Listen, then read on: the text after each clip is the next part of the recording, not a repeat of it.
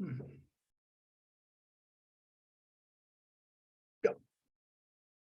Buenas tardes. Un momento, por favor.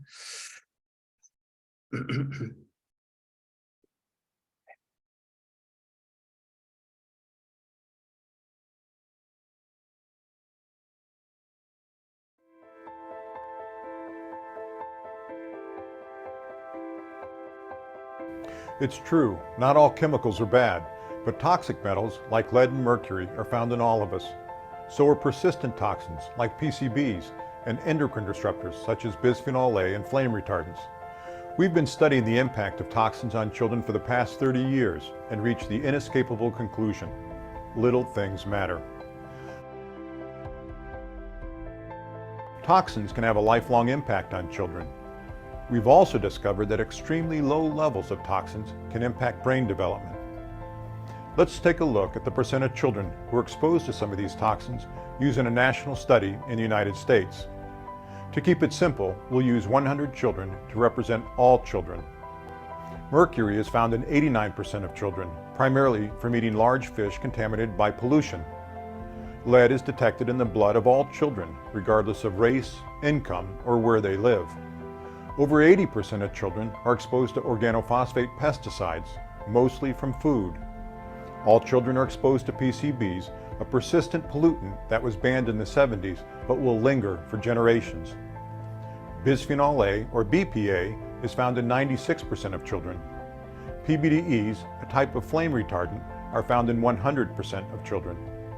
But these toxins don't occur in isolation. Children are exposed to many toxins and dozens of untested chemicals all the time. Let's take a look at the body burden of a typical child, one toxin at a time. If each marble represents 1 part per billion of a toxin, this figure represents the body burden of a typical child. 1 part per billion is deceptively small. It is only about 2 tablespoons of sugar in an Olympic-sized swimming pool.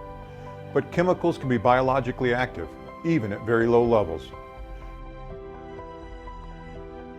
The chemical industry has tried to assure us that concentrations of these toxins are too small to cause harm. But chemicals designed by drug companies to alter behavior, like the prescribed dose of Ritalin, a drug commonly used to treat children with ADHD, is active at levels about the same or even lower than toxins found in the blood. Besides, a lot of studies have shown that some chemicals can be toxic, even at very low levels. As the body burden of PBDEs in pregnant women increases, the intellectual ability of their children decreases. Let's take a closer look. As the level of PBDEs in mother's blood increases from 10 to 100 parts per billion, the IQ scores of their children drop by about 5 points. We see a similar pattern with organophosphate pesticides. As the level of organophosphate pesticides in pregnant women increases from 10 to 75 parts per billion, the IQ scores of their children drop by about 5 points. In the 1960s, hundreds of children died from severe lead poisoning every summer. Since then, much lower levels of exposure have been shown to result in learning deficits and brain disorders like ADHD. In fact, the World Health Organization and other agencies agree there is no safe level of lead exposure. As the level of lead in children's blood increases from 0 to 100 parts per billion, IQ scores drop by about 6 points. In contrast, an increase from 100 to 200 parts per billion results in an IQ drop of 2 more points. An increase from 200 to 300 parts per billion results in an IQ drop of another point. The impact of toxins on the developing brain is permanent. Children who are more heavily exposed to toxins won't reach the same peak cognitive ability as those who have lower exposures. These studies show that there is no safe level of exposure. They also indicate that the way we regulate toxins, which assumes there is a safe level, fails to protect children. The chemical industry argues that the effect of toxins on children is subtle and of little consequence. But that's misleading. Little shifts in children's IQ scores have a big impact on the number of children who are challenged or gifted. Let's go back to our original sample of 100 children and look at a typical distribution of IQ scores. Most of us have IQ scores that fall between 85 and 115 points. Only 2.5% of children have an IQ above 130, which is considered gifted. There are about 6 million children in this group. On the other end of the distribution, another 2.5% of children have an IQ below 70, which is considered challenged. The impact of exposure to a toxin like lead causes a 5-point drop in IQ. This shift results in a 57% increase in the number of children that are challenged, from 6 million to 9.4 million. There is a corresponding decrease in the number of children that are gifted, from 6 million to 2.4 million. Little shifts matter.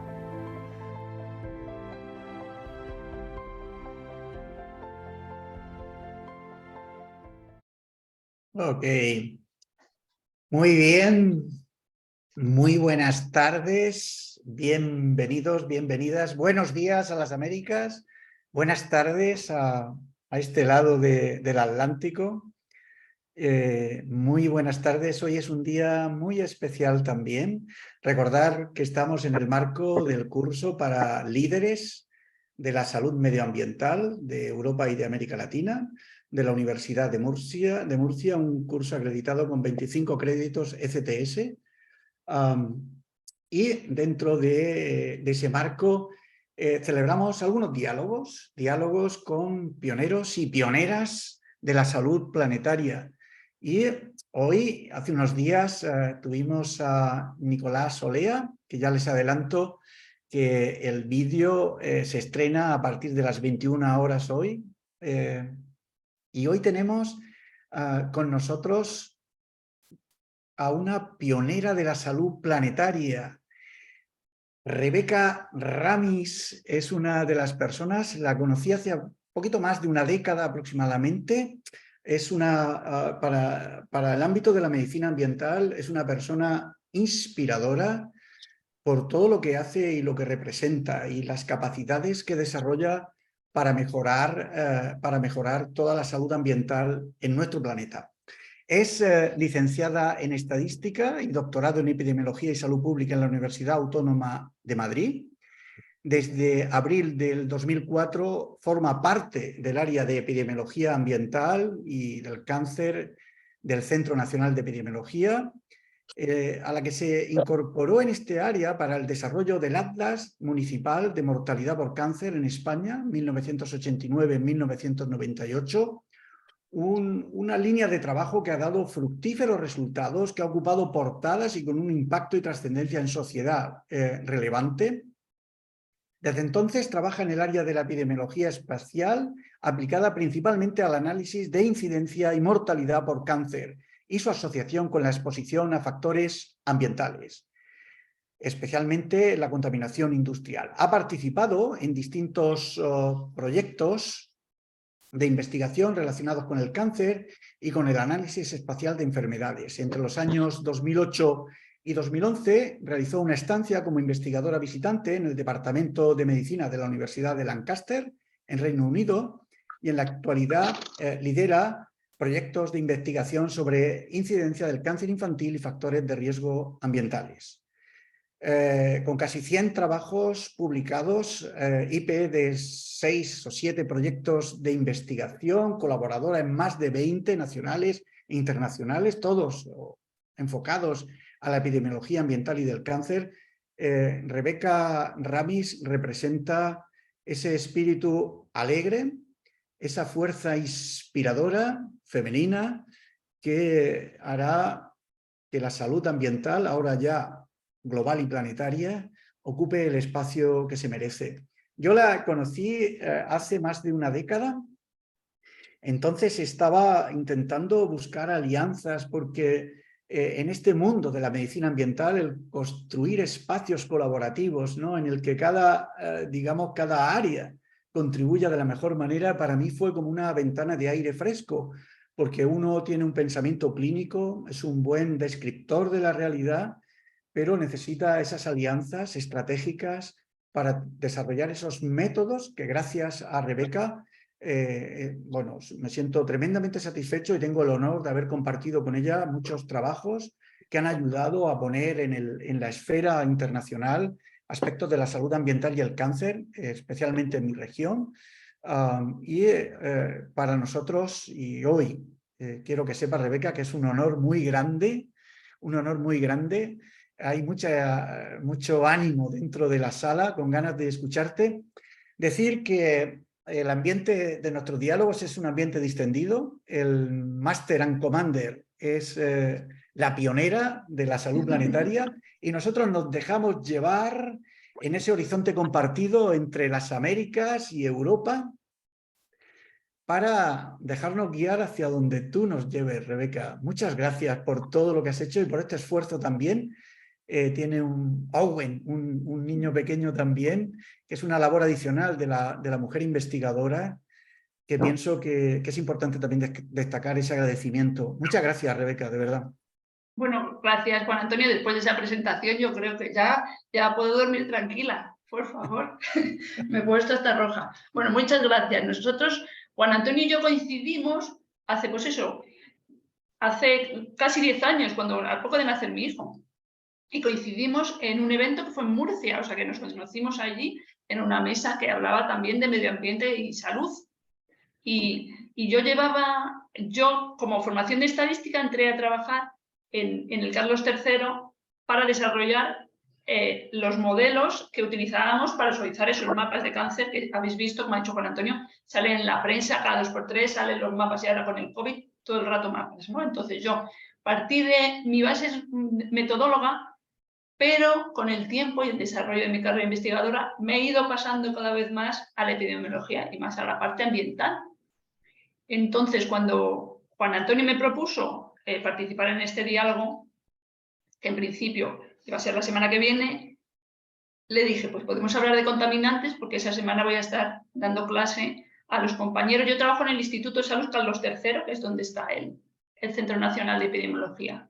Y allí también tenemos el Centro Nacional de Sanidad Ambiental y la semana que viene voy a estar trabajando con ellos para enseñarles a modelizar las contaminantes ambientales, los datos que salen de las redes de contaminación. Y entonces de ahí se me ocurrió el tema de hoy, de hablar de contaminación ambiental. Pero hemos cambiado la fecha y hoy me he tirado esta mañana ya 4 horas hablando de cómo hacer mapas, que es mi otra parte. Así que estoy un poco así, mezcla de todo, pero bueno, la investigación que hemos desarrollado en mi grupo durante todo este tiempo y las herramientas a las que se refiere Juan Antonio es siempre el uso muy visual para avanzar en el conocimiento de la etiología del cáncer. Al principio yo trabajaba en cáncer con mortalidad de cáncer en adultos general, porque en España no hay muchos registros de cáncer y es difícil trabajar con ellos. Y desde hace 10 años en incidencia de cáncer infantil, y es ahí donde empezamos a conocernos. Entonces, yo realmente estoy en esto un poco perdida. Juan Antonio, me tienes que indicar un poco de qué queréis, o no sé si todas las compañeras, porque veo compañeras y veo a Antonio Pérez, que no pone la foto, pero también Rebeca, cuando tú empezaste a investigar, ¿qué es lo que a ti te llevó a decir, mira, la línea de trabajo que a mí me mueve, ¿no? Cuando es ese salud ambiental o ese efecto de la contaminación en la salud, ¿qué es lo que a ti, por qué, cómo llega una mujer como tú, con esa trayectoria, a este camino, ¿no? Pues es tan fácil que, si no, incluso lo podemos, voy a buscar un mapa, podemos compartir. Y yo entré a trabajar para hacer los mapas de cáncer, de mortalidad por cáncer en España. Y hay mapas de mortalidad que son muy, muy ilustrativos. Voy a buscar uno, os lo pongo, y que nos están diciendo directamente cosas, ¿no? Esperar un momento, que no tenía abierta esa presentación. Entonces, cuando ves los mapas, cuando ves esos mapas de mortalidad, perdonad que lo tenía aquí. Esos mapas nos están marcando, a ver, si es que, perdonad que a ver, Atlas municipal, perdón. Y creo que tengo el poder de compartir, ¿no? Sí, sí. Poder de compartir. Muy bien. Pues os voy a compartir esta pantalla. Y como esto me has dicho que es relajado y informal, pues me perdonaréis, porque he llegado en Madrid, que lo confirmen los que son de Madrid, hay un tormentón, un atasco, he llegado hace nada y no me ha dado tiempo a prepararlo mucho porque ya estoy en casa. Entonces, este fue el atlas para que empecé yo a trabajar. Y entonces, cuando A ver, el de pulmón y el de pleura. No sé qué formación tenéis, pero me imagino que sabréis de salud más que yo, porque yo de base soy estadística, aunque llevo mucho tiempo en este área. Este es el mapa de la mortalidad por cáncer de pleura en España para la última década del siglo pasado. Ya después del COVID todos sabemos leer mapas, porque en el COVID nos han frito a enseñarnos mapas, ¿no? Los valores, las zonas en verde, esto es España, para los que no estéis tan familiarizados. Y aquí analizábamos la mortalidad a nivel municipal. Tenemos el dato para cada municipio y lo habíamos estimado, ¿no? La mortalidad. En verde están las zonas en las que la mortalidad por cáncer de pleura es muy baja, no hay prácticamente, y en rojo están las zonas donde sí había mortalidad alta por cáncer de pleura, más de la que esperábamos encontrar, ¿no? Y quien conozca un poco España, la península ibérica, voy a quitar el móvil, perdona. Este mapa, el cáncer de pleura, sabéis que está muy relacionado con los asbestos, entonces este mapa nos está marcando la industria en España, la industria de la uralita y la industria de los astilleros en España. Entonces, claro, la pleura es el ejemplo, ¿no? Es decir, es un cáncer ocupacional 100% y solo ocurre en aquellas personas que están expuestas a los contaminantes como el asbesto, bueno, las fibras de asbesto que se trabaja en la uralita y en los astilleros, ¿no? Aquí también, aquí en Murcia pues tiene también su pico en Cartagena, ¿no? Entonces, viendo estos mapas, yo que soy estadística de formación inicial y yo hice ya la tesis una vez que entré después de participar en estos proyectos, viendo este mapa, pues cuando nos planteábamos mapas de otras causas como este de pulmón, aunque está muy relacionado con tabaco, veías los mapas del cáncer de pulmón y decías, bueno, mucho es tabaco. Este es el general para hombres y para mujeres. Pero si os fijáis, ahora en este pequeñito de aquí abajo, el de debajo lo voy a subir, el mapa en la década de los 90 en España, ya la mortalidad por cáncer de pulmón, había muy pocas mujeres mayores fumadoras que podían estar muriendo por cáncer de pulmón. Entonces, claro, cuando ves estos otros mapas y sabes que en esa época de esta mortalidad de cáncer de pulmón no se puede achacar como la de los hombres, que es 100% tabaco, no 100%, ¿no? Pero que es principalmente tabaco, en las mujeres de entonces no podía ser tabaco, claro, te hace pensar, ¿qué está pasando en estas zonas? ¿Por qué las mujeres que no han sido fumadoras están muriendo por cáncer de pulmón? Bueno, esto si vemos un poco os iba a enseñar también otro facho de... Aquí hay una imagen importante porque creo que en el curso, bueno, el perfil que decías, hay profesionales de la salud, también de la salud pública, también hay algunos técnicos y profesionales de medio ambiente, Rebeca, pero en el marco del curso, ¿no? Yo creo que es importante también para los alumnos el animarles a hacer esta reflexión, ¿no? Es decir, fíjense ustedes, ¿no? Es decir, hombres arriba y mujeres abajo, ¿no? ¿Cuál es la reflexión que a ustedes les sugiere? A ver, ¿hay alguien en la sala capaz de lanzar una hipótesis para... Fumadoras pasivas. Fumadoras pasivas. A ver, Rebeca, ¿qué dice Rebeca de eso? Hombre, en parte me sale en inglés, las fumadoras pasivas, mira que lo ha dicho la compañera, ¿no? El humo de ese smoke, el humo ambiental, por supuesto. Pero os iba a poner también parte de otra... Luego volveremos a ese porque me ha gustado ese mapa. Vamos a pedirle más hipótesis. Que las hipótesis iba yo a subir, a ver dónde está. Las hipótesis, no sé cuánto conocéis del cáncer de pulmón, pero el radón, que es el gas que sale del suelo de granítico y es un gas que es muy perjudicial. Cuando vemos este mapa de España, que lo veis aquí en pequeñito, es que no lo he abierto, lo abro más. No sé cómo lo veis, que yo tengo una pantalla inmensa. Se ve bien, se ve bien. Vale. porque si no, ampliamos, ¿no? Entonces, si vemos dónde está el radón en España, tenemos esta zona aquí de Galicia. Puedes Cuando miramos, puedes ampliarlo a pantalla completa si quieres, ¿eh? Por lo que... vale, era por luego pasar al otro mapa, que es Okay. otro PDF, ¿no? Otro archivo. Si vemos aquí Galicia, tenemos Galicia, claro.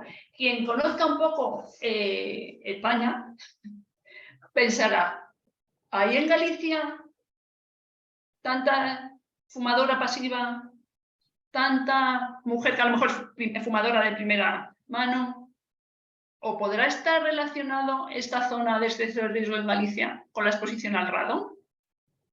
Porque, claro, lo que comentaba la compañera, serán fumadoras o fumadoras ambientales, de tabaco ambiental, pues más en las grandes ciudades. Te esperas que fumen más en Madrid o en Barcelona y su entorno, porque no sé si sabéis la epidemia del tabaco cómo fue, ¿no? Empezaron los hombres de clase más alta, luego le siguieron los hombres de clase más baja, luego le siguieron las mujeres de clase alta, a la vez que los hombres de clase alta dejaban de fumar, empezaban a fumar las mujeres. Y España, por nuestra historia, se incorporó a esto más tarde que en otros países, ¿no? Por el hecho de la dictadura retrasó que las mujeres empezaran a fumar.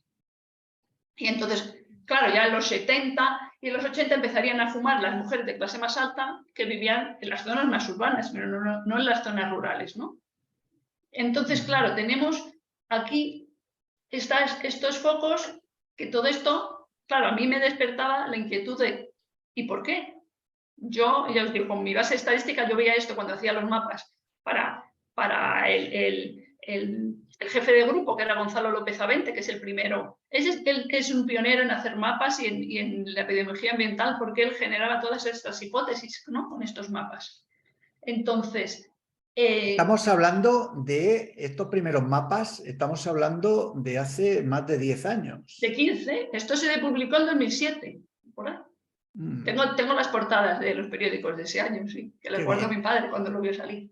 Sí, recuerdo que salisteis en El País en una gran portada, ¿verdad? Sí. Hace 15 años. Hace 15 años. Salimos el 31 de agosto y el 1 de septiembre porque no había nada más interesante, porque el ALDA se había presentado 4 o 5 meses antes, ¿eh? Yeah. Estos periodistas se lo habían guardado en la chistera para cuando venga el bombazo, pues al final de verano. Bueno, entonces, sí. Esa es importante también porque en el cáncer de pulmón, claro, muchos venimos del ámbito de los niños, el cáncer de pulmón, que es muy frecuente, el tabaco es un factor de riesgo y causa de cáncer de pulmón, pero eso, fíjense si es importante y la traducción que tiene, lo que dice Rebeca, que el radón hoy explicaría al menos 1 de cada 10 cánceres de pulmón y especialmente, fíjense ustedes, sobre todo buscando esa perspectiva clínica. Es decir, cuando ustedes tengan delante sobre todo una mujer no fumadora con un cáncer de pulmón y 7 células grandes con más motivo, piensen en el radón porque probablemente lo encontrarán. Y hoy estamos por aquí detrás intentando buscar, pero lo tengo en el despacho, el sensor de radón de medida indoor, intradomiciliaria, porque la mayoría de las veces podemos mejorar la calidad del aire del superviviente mejorando la ventilación o incluso sistemas de extracción, como en Gran Bretaña o en Canadá o en algunos estados norteamericanos. Hoy ustedes no venderían una casa en Gran Bretaña, en Estados Unidos, en algunos estados, sin un certificado del nivel de radón. También hay que decir que el mapa de radón en Gran Bretaña se ha hecho con 15.000 medidas y el mapa que hay en España se ha hecho con 700 o 1.000 de ellas. Es decir, todavía nos queda mucho por comprender, pero piensen ustedes que cuando tengan un cáncer no fumador, un cáncer de pulmón en no fumadora, sobre todo, piensen en el radón porque probablemente lo encuentren. Es después del tabaco, explicaría 1 de cada 10. Y la buena noticia es que igual que el dejar de fumar mejora el pronóstico en los supervivientes de cáncer, el eliminar el radon, el sentido común nos lleva a que nos va a ahorrar algunos problemas. Yo he vivido 2 experiencias de radon en mi vida y fue a raíz de tumores. Fíjate, eran cánceres de tiroides, que no tiene, yo fisiopatología no me cuesta trabajo porque son partículas alfa, que tú las inhalas y hacen un efecto muy local en la mucosa y se desintegra. Pero fue a partir de 2 tumores de tiroides, Rebeca, que cuando puse el sensor de radon, había un mogollón de radon, uno era un caso de Albacete y otro de aquí de Cartagena, y lo más importante es que la vecina, paré con paré, tenía un... ¿Saben ustedes qué cáncer tenía la vecina? Adulta, en este caso era adulta. Mira, era una mujer adulta que no vivía con fumadores, tenía un cáncer de pulmón, no fumadora, de células grandes. Y bueno, ahí está. Yo digo que son esas cosas que uno se va encontrando por la vida. Necesitamos mejorar las fuentes de información. Me ha encantado ese mapa, Rebeca, me parece genial. Bueno, pues es un poco por ir avanzando. Pues eso, ¿no? Me preguntabas que qué llamaba la atención. A partir del Atlas con el grupo, yo todavía como investigadora colaboradora, ¿no? Ya pasando de ser la estadística que hacía los modelos matemáticos, porque estos mapas salen a partir de un modelo matemático que suaviza el dato. Si en la siguiente página, esto ya es el dato real, el dato de partida que tenemos es, por ejemplo, este mapa, ¿no? Tenemos para cada municipio cuántos casos de fallecidos por cáncer de pulmón tenemos y cuántos esperaríamos si todo el mundo tuviéramos la misma susceptibilidad. Y claro, estos mapas son muy feos y muy difíciles de interpretar cuando buscamos factores grandes, ¿no? Factores ambientales. Entonces, claro, a mí me contrataron y yo empecé a trabajar para, ¿no?, implementar esa modelización matemática que nos daba de ese mapa tan feo, mosaico, a un mapa que se ve ya mucho más bonito y más claro, ¿no? Entonces, lo siguiente que planteó mi jefe aquel entonces fue: vamos a empezar a mirar la contaminación industrial. Y en parte es por lo que dice Juan Antonio, ¿no? Por el mapa de cáncer de pleura, pero sobre todo porque tenemos fuentes de información. En Europa, también sé qué pasa en Estados Unidos, en Canadá, no sé cómo anda por los países más de Centroamérica o de Sudamérica. Hay registros oficiales, en este caso obligatorios, de las industrias que tienen que declarar lo que emiten y sabemos dónde están. Lo importante para nosotros es que podemos localizar las industrias y ponerlas en estos mapas y pinchar las industrias en estos mapas y buscar si hay asociaciones con las industrias que emiten algunos contaminantes, que emiten metales pesados, que emiten cadmio, que es un metal pesado que está directamente asociado con el cáncer, ¿no? Ese fue nuestro siguiente paso. ¿Y por qué? Porque teníamos los datos, teníamos las bases de datos europeas y que estas bases de datos se construyen primero, en el caso de España, de la comunidad autónoma, tiene el inventario de las industrias contaminantes que se los pasa al Estado, al Ministerio de Medio Ambiente, y de ahí lo pasamos a la Agencia Europea de Medio Ambiente y esa gran base de datos se va construyendo y terminamos teniendo esa base de datos para toda Europa. Entonces, claro, el siguiente paso en mi carrera investigadora, todavía como colaboradora, fue trabajar en el estudio de la asociación de la mortalidad por cáncer con esas fuentes de emisión de contaminación industrial. Y yo en concreto, ya mi tesis doctoral, que la desarrollé a partir de ahí, era una tesis metodológica para ver qué modelos utilizábamos, pero ya al final de la tesis, ya no tanto el método, importaba también más la causa, ¿no? Estuvimos estudiando el efecto de las grandes industrias petroquímicas, que en España hay 10 refinerías, y ver los efectos en la mortalidad por linfoma no Hodgkin. Y también vimos que había asociación. Al final, la asociación que se encuentra cuando tenemos este tipo de estudios es pequeñita, pero claro, esa asociación pequeñita es la punta del iceberg, que es lo único que podemos ver de esta manera, ¿no? Y el siguiente trabajo fue el estudio de la contaminación industrial ya en la zona del norte de España, en el área de Gran Bilbao, porque conseguimos desagregar los datos más, ¿no? La dificultad que tenemos para estos estudios por todos los lados. Conseguir buenos datos de exposiciones ambientales es muy difícil. pero conseguir los datos de salud, saber dónde viven las personas que enferman, saber dónde trabajan las personas que enferman, eso también es muy difícil. Y entonces lo único que se puede hacer es trabajar casi siempre con datos agregados, como en este caso, número de funciones por municipio de España. No sabemos más. Esas defunciones no sabemos de los de cáncer de pulmón, cuántos eran fumadores, cuántos eran no fumadores, pero con esta desagregación por sexo podemos llegar a alguna cosita como separar que en el cáncer de pulmón, pues aquí estas mujeres, la mayoría son no fumadoras, por eso hay mucho menos casos.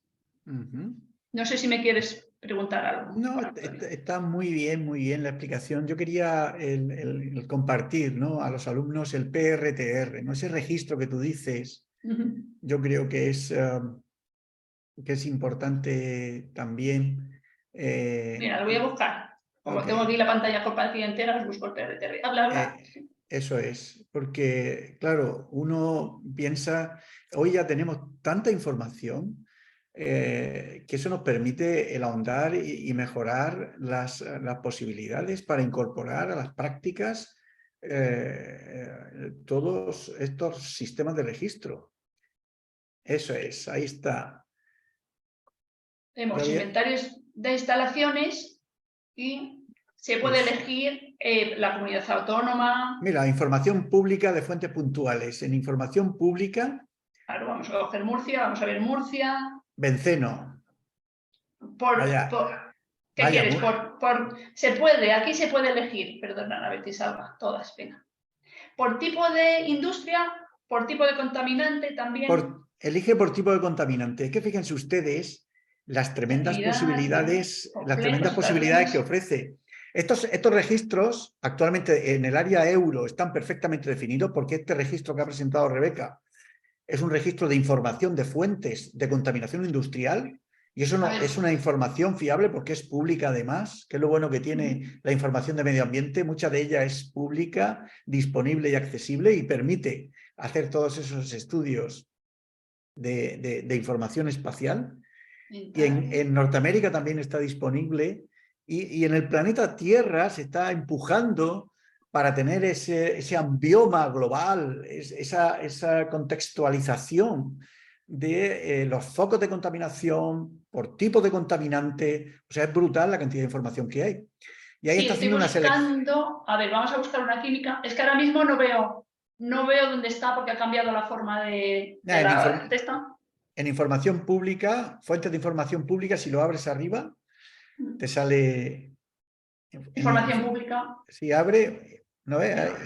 Información por fuentes puntuales, mira, a ver, abre ahí, es que se abre... Referencias cronológicas, emisiones por sustancia, justo, perdón, aquí. Eso es. Que me lo descargué yo. Entonces pon benceno, que facilita, y esa todo el mundo la va a entender. Benceno. Amoníaco. Fíjense ustedes el nivel de detalle. Todo esto es información pública y disponible. Son de la información que las propias industrias, por instancias europeas y normas nacionales, tienen que vertir en los sistemas de información. Dentro de 20 años, que sepan ustedes que las industrias competirán por tener menos contaminación, si ya es público. Igual que hoy compiten por tener menos accidentes laborales, incluso algunas les dan premios, dentro de 20 años competirán por tener mejores estándares en las emisiones industriales. Ya está la información disponible. Mirad, aquí el benceno para toda España me saca todas las fábricas, todos los complejos industriales, perdón, no las fábricas, que emiten benceno, y sale la cantidad que declararon en el último año que haya, que es el 21. ¿Puedes ampliar la pantalla? A ver, venga. No se preocupen ustedes, porque les dejaremos el link también. Y amplía ahí la pestaña ahí. Perdona. Ahí está. Okay. Y es que como me sale esto que pincha aquí, que no quiero más información. Bien. O sea, actividades, complejos. O sea, ahí te salen hasta los puntos concretamente. Y si le das a un punto, por ejemplo, el que tú quieras, dale a uno. A la central de ciclo combinat. Esa es. Fíjense ustedes, le dice dónde está, el punto en el espacio, coordenadas X, Y, el tipo de complejo que es, las instalaciones, las plantas, incluso un poquito más arriba, ¿no?, están las emisiones, residuos, consumos, las autorizaciones ambientales. Es decir, la cantidad de información pública que hoy disponemos, ambiental, para asociar. Yo digo que el día que consigamos que los sistemas de salud invertamos la información con la agilidad y transparencia, y probablemente habrá que trabajar también la confidencialidad, bla, bla, bla, bla, todos estos datos, pero podremos construir algo maravilloso, ¿no?, que es esa interacción entre todos estos mapas que presentaba Rebeca y los impactos en salud. Este registro es muy importante y los que trabajamos en el área euro, vamos, es como una cabecera, es importante. En los departamentos de medicina ambiental, es decir, el entender que hay que conocer el terreno, y esta fuente de información aporta mucho valor, es importante. Qué guay. Bueno, pues después de... Voy a seguir, es que estoy abriendo mil cosas, pero un poco, ¿no? Después de trabajar ya con la mortalidad de los mapas más las industrias, ya llegó un momento que yo en mi carrera investigadora me toca ya pues ir separándome. He tenido mucha suerte porque mi jefe es un jefe que ha promovido mucho que cada uno de los investigadores que trabajamos con él creciera, ¿no? Y entonces ahí es cuando empezamos a pensar cómo evolucionar y qué línea sería la mía. Y en España, a pesar de que no tenemos registro estatal de tumores, que es un error garrafal que tenemos en este país, por suerte los oncólogos pediátricos, que aquí he visto alguno conectado, su asociación su sociedad científica tiene un registro de tumores infantiles a nivel estatal para España. Y entonces yo me puse en contacto con ellos y ellos muy amablemente decidieron colaborar conmigo y empezamos a trabajar estudiando las incidencias de cáncer infantil. Eso me permitía, en mi caso, llegar un paso más. Aquí tenemos en los mapas, tenemos los casos agregados por municipios, pero trabajar con el registro de tumores infantiles, el registro español de tumores infantiles se llama exactamente ahora, me permitía trabajar con los datos individuales. ¿Dónde está cada niño? Me dieron acceso a la coordenada geográfica de residencia de cada niño que había sido diagnosticado con un tumor en España a partir del año 96. A partir del año 96 el registro tiene más datos hacia atrás, pero ¿por qué? Porque siempre cuando estudiamos en epidemiología necesitamos apoyar nuestros datos de nuestros participantes en el estudio, sean pacientes, incidentes o sea una corte, necesitamos apoyarlo en población sana. Y en España a partir del 96 tenemos que el registro de nacimientos, el registro donde están todos los niños registrados, también incluía la coordenada geográfica. Entonces yo trabajaba estudiando los casos de cáncer infantil y comparándolos, estudiando dónde viven los niños ¿no? con casos de cáncer infantil, comparándolo con el resto de los niños nacidos en España en el mismo periodo.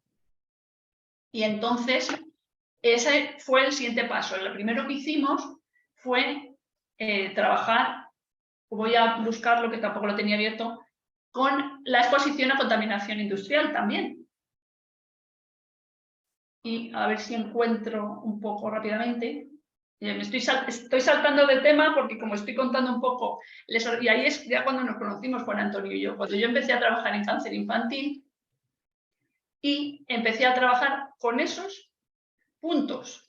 Ya no son datos agregados. Yo, por el acuerdo con el registro, a mí no me dan datos personales de los niños, solo tengo su diagnóstico, su edad y su sexo. Pero al tener los datos de toda España y de un periodo largo, aunque por suerte el cáncer infantil tiene una incidencia muy baja, eso me ha dado potencia suficiente para poder ir haciendo estudios, ¿no? Y hemos podido hacer estudios y empezar a ver cosas. Entonces,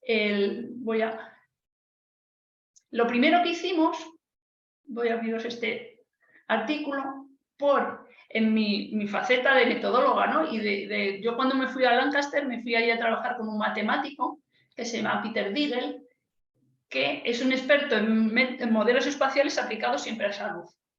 Y entonces yo cuando me fui allí era para eso, aprender esta metodología del estudio de la salud basado con métodos espaciales. En ese primer proyecto, los del registro, pues colaboramos y trabajamos con los casos de incidentes en Cataluña, en Aragón, en Navarra, el País Vasco y en Madrid.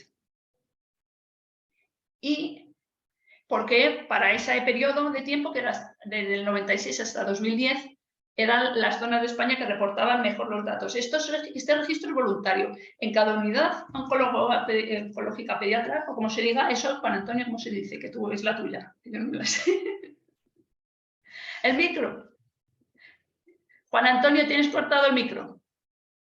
Sí, la mía es unidad de pediatría ambiental, pero colaboramos con las unidades de oncología y hematología pediátrica. Sí, sí. Oncología y hematología pediátrica, siempre me como algo. No, pues ellos voluntariamente declaran a su registro, es un trabajo extra que hacen en las unidades y yo lo agradezco un montón. Y para la investigación en España es la única opción de estudiar cáncer infantil y en pocos sitios del mundo se estudia cáncer infantil porque, que lo digan los oncólogos pediatras, ¿no?, que hay aquí. Es un tema tan delicado, los niños, las familias, es muy difícil, ¿no?, poder hacer lo que hace Juan Antonio, ¿no?, hacerles un historial de exposiciones a todos estos niños. Entonces es una cosa muy difícil de hacer porque es un tema muy delicado. Pero, claro, si juntamos muchos datos de muchos casos, aunque no tengamos mucha información, pues ahí están las herramientas estadísticas que nos permiten hacer algún tipo de análisis. Entonces, lo primero que queríamos ver era si había clústeres. Estoy buscando el dibujito, ¿eh? Hola. Hola. Aquí se ha colado. El mío lo tengo en el salón, ¿eh? Al mío lo tengo en el salón. Es que en esa es de mayores. Qué Y yo gracioso. te digo en dibujos, pero la... A ver, que se nos cuela. Lo primero que queríamos ver era esa distribución de casos por España. Y vi también en dibujos. Juan Antonio, que tú estás cortado. Tenemos al niño abierto y a ti cortado. Espera, perdona, David Simo, por favor, silencia el micro. Gracias. Eso es, ¿has visto? Sí. Bueno, lo primero, como era la primera vez que teníamos puntos, es decir, la residencia de nuestro caso, que son los puntitos rojos. Y era la primera vez que teníamos puntos para nuestros controles, que son los niños nacidos en España que no tenían cáncer, ¿no?, que no coincidía con nuestros niños que luego tuvieron un cáncer. En estos modelos, parte matemática es lo que me fui a aprender a Lancaster, ¿no?, este hombre experto. Y lo que queríamos ver era si espacialmente se agregaban nuestros puntos rojos. Si había zonas de nuestra área de estudio, que son esas partes de España, donde se concentraban un número de casos más grandes que el número de controles que teníamos en esa misma zona. Y, por ejemplo, aquí, en este estudio, lo que vimos es que en el sur de Madrid teníamos una zona, no conseguimos casi clúster, ¿no?, pero vimos, en el sur de Madrid teníamos una zona donde teníamos 4 linfomas no Hodgkin en un radio de 600 metros y ahí no había caído ningún niño de nuestros controles, de los puntos negros. Y espera que me he saltado el anterior. Y esto es más curioso. Yo creo que ya ha pasado suficiente tiempo y sabemos además, porque hemos visto, justo hemos tirado del benceno, ¿no?, como decía Juan Antonio. Estos son en la zona urbana de la Gran Barcelona, ¿cómo se llama?, la área urbana entera, ¿no?, pues por ahí teníamos en 500 metros teníamos 5 casos de leucemia infantil. 5 niños o niñas que habían tenido leucemia infantil y en ese circulito de 500 metros solo entraba un niño sano. Este análisis, en estos puntos hay 6 puntos negros por cada punto rojo. O sea que lo que esperaríamos es que en cada circulito que hiciéramos así, si hacemos un zoom, sería encontrar 6 negros por cada rojo. Cogimos 6 controles por cada caso, para los que sepáis más de epidemiología, ¿no?, para comparar la distribución espacial de nuestros controles y nuestros casos. Pues aquí, si esto hubiera sido de manera aleatoria y no tuviéramos nada raro en esa zona, pues esperaríamos, pues como aquí, que están todos los puntos negros, ¿no?, porque hay 6 puntos negros por cada rojo. Y aquí en esta zona encontramos 5 leucemias y solo un control. Tendríamos que haber tenido 5 por 6, 30 puntos negros aquí. Esta es una zona del Gran Barcelona donde esta línea de aquí es una de las autopistas. Esta es una autopista de las autopistas urbanas que hay en Barcelona. Y en torno a esta autopista, pues encontramos que había una relación, más casos de leucemia. Esto más tarde en otro estudio que hicimos, mirando intensidad de tráfico, lo vimos ya mirando específicamente solo las leucemias y la intensidad de tráfico. A ver, que voy a abrir, que no sé por qué he cerrado esto. Un momento. Esto lo volvimos a ver ya estudiando exactamente la proximidad a las carreteras. Y aquí lo que vimos, lo que nos salía es que los entornos de las carreteras estudiamos la misma zona, pero ya no buscábamos una agregación espacial de puntos. Ahora ya para cada niño le calculamos el tráfico que había en torno a su casa. Y entonces, a ver, que baje. Para cada niño, ahora tenemos los puntos, tenemos rojos y azules. En este caso, esta vez a los casos los hemos puesto en azul y a los controles los hemos puesto en rojo. Pues para cada niño participante en nuestro estudio le hicimos un circulito alrededor y como teníamos una base de datos que ahora cada vez son más públicas, esto también es pidiendo al Ministerio de Transporte los datos de, se llama, ¿cómo se llama? Bueno, de intensidad de tráfico, tiene un nombre más técnico que ahora mismo no me sale. Pues calculamos cuántos coches pasan por las calles del entorno de cada niño. Y entonces, a cada niño participante, caso control, le asignamos una cantidad de tráfico en el entorno de su casa y lo que vimos, y luego el tráfico lo dividimos en los tráficos de las calles o de más pequeñas, ¿no? De una calle más pequeña, de una calle ya más grande y bulevar, o de carretera o autopista. Y en este estudio la conclusión que sacamos, a ver si veo aquí la tabla, no sé si tengo algún gráfico o no, que en el entorno de las autopistas, voy a dejaros este, porque aquí tengo luego en otro, en el entorno de las autopistas, a distancias muy cercanas, eso sí, a distancias de 50 metros, pero como veríamos un poco en este otro, a distancia muy cerquita de la carretera, nos encontramos que teníamos más casos de leucemia que controles que tocarían tener. Y ya indagando, cuando escribimos este artículo, lo que vimos, solo encontramos un artículo de un ingeniero que hablaba de los catalizadores de benceno en los coches.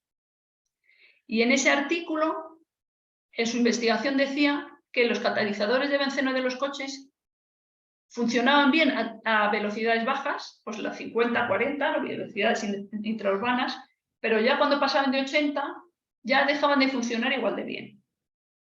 Y entonces no limpiaban tanto benceno que emite la gasolina del coche. Entonces eso coincidía con nuestra hipótesis de que el benceno podría ser un factor de riesgo para las leucemias infantiles.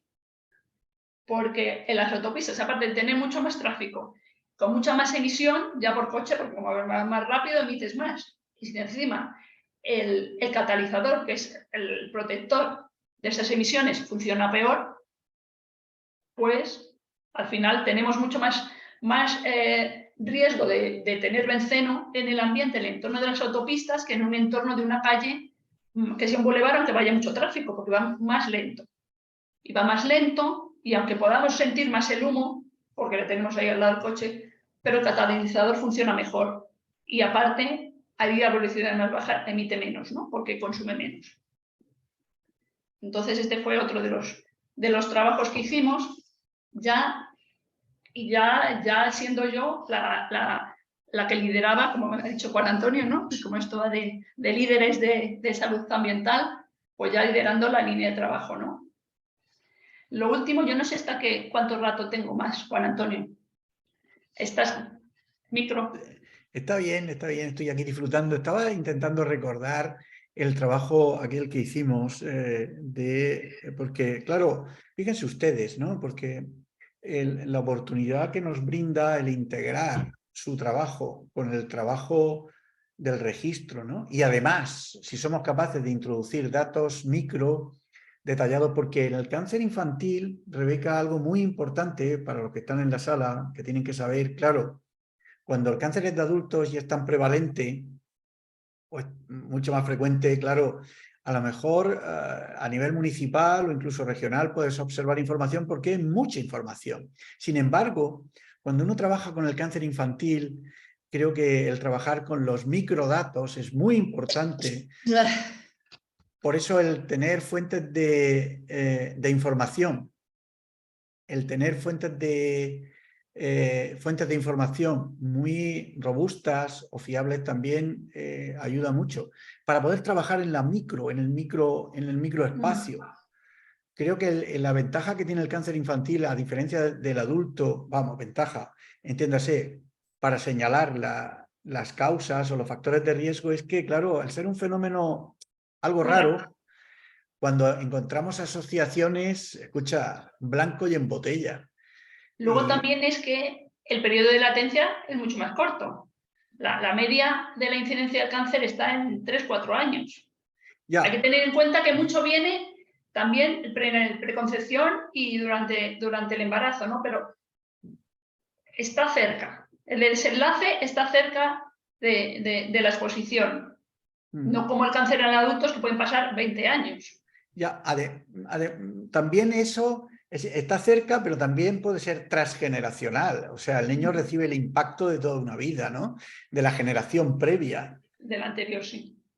O incluso de la abuela, nos vamos más para atrás, es lo ubicuo. Yo digo que, fíjate, yo a veces pienso, Rebeca, que el periodo de latencia en el cáncer infantil es mucho más largo que en el adulto, por ese salto transgeneracional de esas células germinales tan sensibles que necesitan para ver el resultado la siguiente generación. Pero es cierto, es decir, aparece en los primeros años de vida.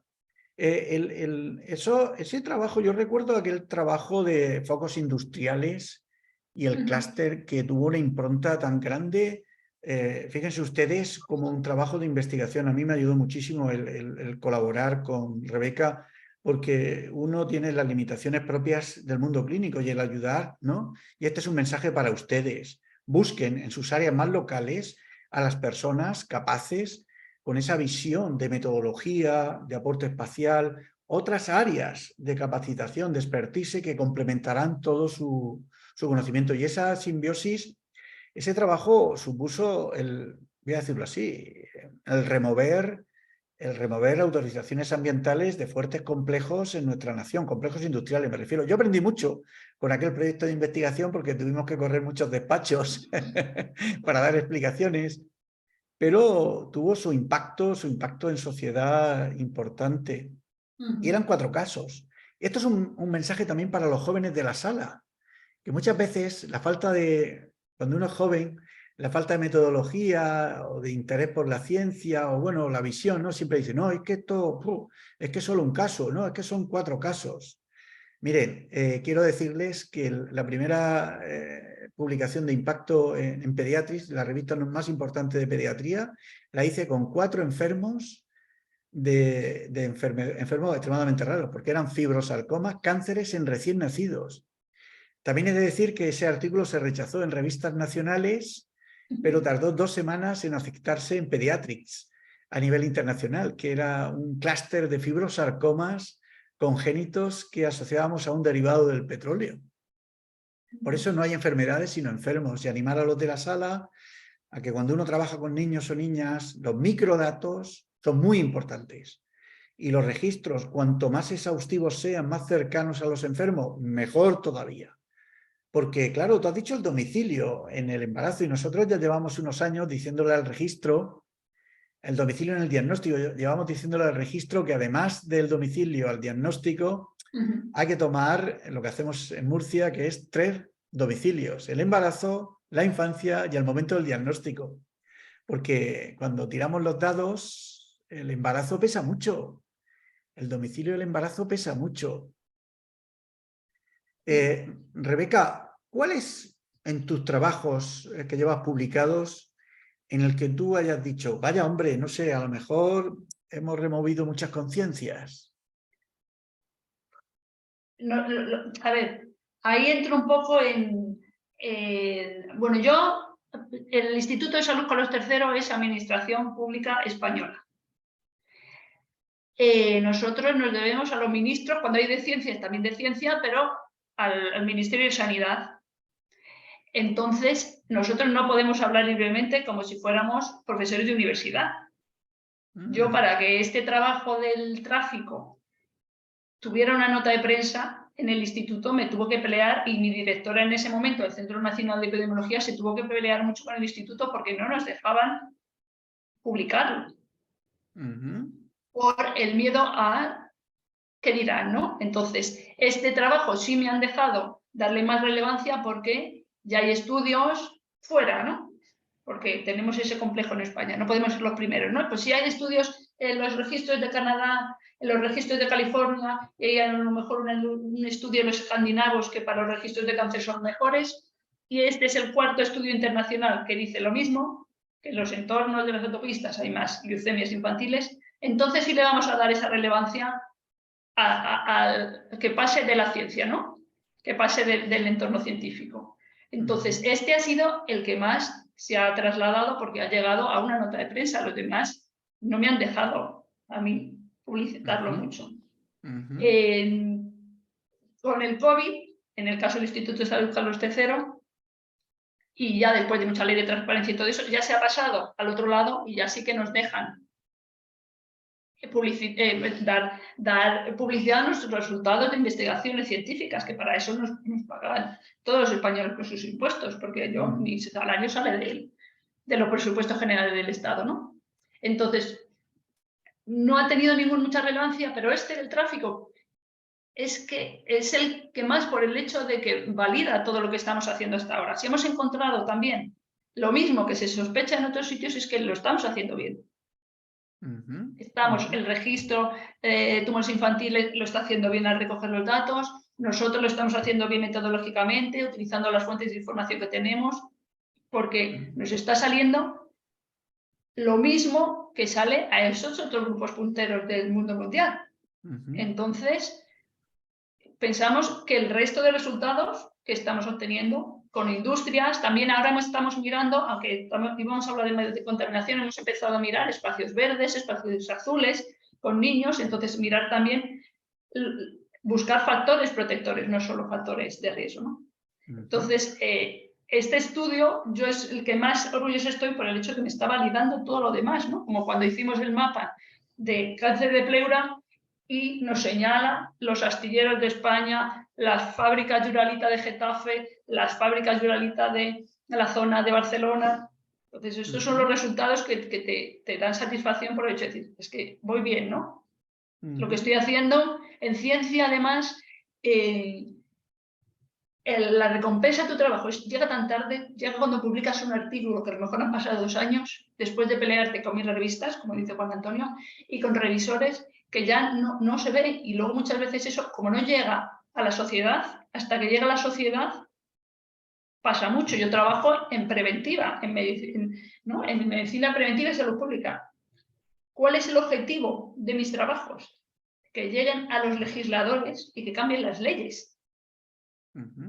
Ese es el objetivo final. Eso es lo que estaría yo encantadísima, saber que mis trabajos han cambiado leyes.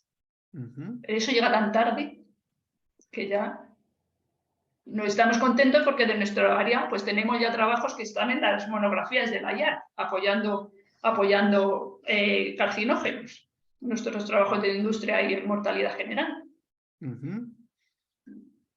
Interesante. Interesante.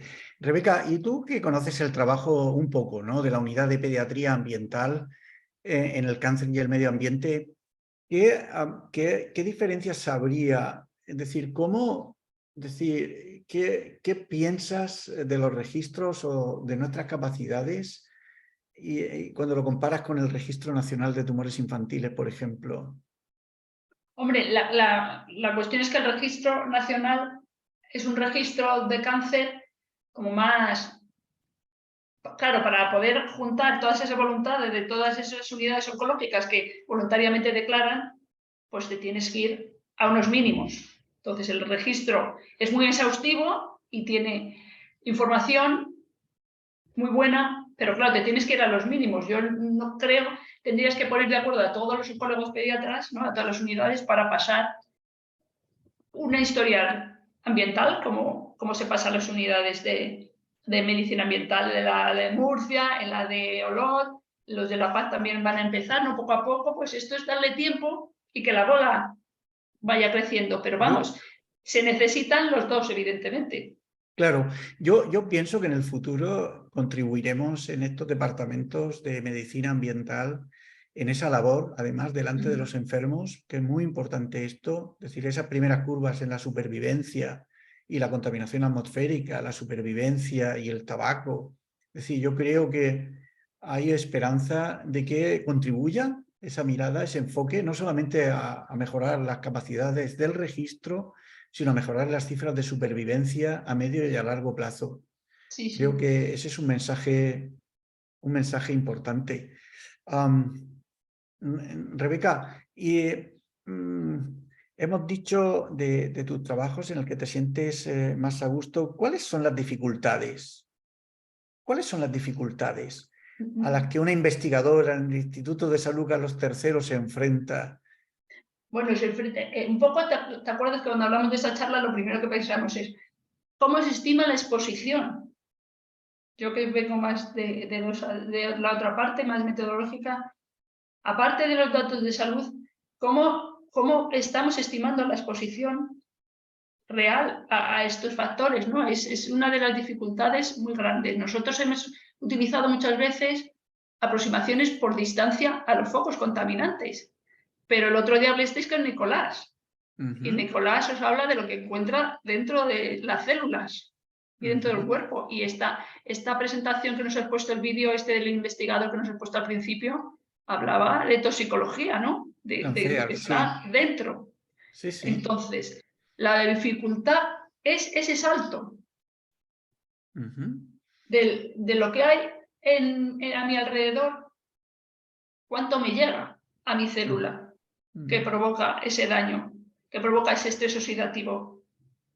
Eso es lo más difícil. Yo ahora estoy colaborando con una compañera, otra investigadora, ella trabaja con cohortes de cardiovasculares, donde ellos están midiendo metabolitos, todas estas cosas de las ómicas, que a mí me alejan mucho, pero los estamos juntando con nuestros datos ambientales y estamos viendo qué pasa con estos son cortes, ¿no? Entonces son sujetos sanos, enfermos, lo que sea, con esos sujetos que están más expuestos a tráfico. Y, por ejemplo, hemos visto que los datos de la microbiota son peores para los sujetos de los participantes en estas cortes que viven más expuestos a tráfico. Entonces, rellenar ese gap, ¿no? Ahora utilizamos mucho en inglés, ¿no? Ese hueco que hay entre nuestros estudios tradicionales de tenemos aquí la fábrica, te lo estoy respirando, a llegar a lo que os contó Nicolás el otro día, lo que hay dentro, ¿no? A lo que nos ha comentado este investigador en el primer vídeo. ¿Cómo se llega? Entonces eso es para mí el reto más grande, ¿no? Yo creo que se están dando pasos para... Es decir, hemos necesitado unos 25 años para desentrañar y ser capaces de pedir un exoma ahí, genético y abrir toda la hebra del ADN de una persona. Hemos necesitado un par de décadas, por lo menos 3 décadas de fuerte investigación. Yo estoy convencido, Rebeca, que los próximos 25 años vamos a desentrañar todo ese ambioma que hay por ahí alrededor, en lo macro fuera y en lo micro dentro, y esa fuente de información cada vez irán desentrañando, ¿no? Toda esa hebra que nos permita, como esa bitácora, el poder llegar a la comprensión mejor de las causas de muchas enfermedades para poder atajarlas y prevenirlas. Oye, si queréis dejo de compartir, si queréis, o cómo. Sí, Sí, está ¿no? bien. Voy a dejar